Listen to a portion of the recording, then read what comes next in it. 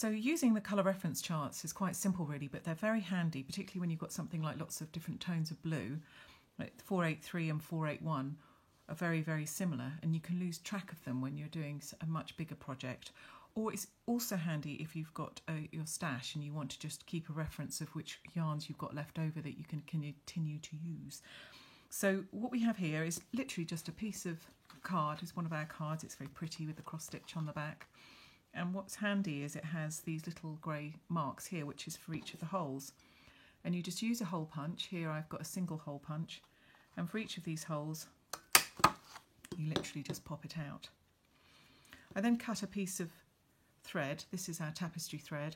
It's about 40 centimetres long, which is about one of the pieces that I'd use for stitching anyway. I like them longer. You can have them shorter. I've cut this one here to half the size, but I like the long tassels. They're easy to match. And then you fold it in half, and the looped end you pop through from the back, and then you pop the other end through the loop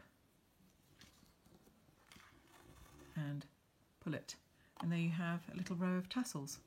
And all you do is mark along here with a pencil or a pen, whichever the colour is. I mean, this one here is 483, and there you have it. Very quick, simple, tidy way to keep a track of which yarns you have.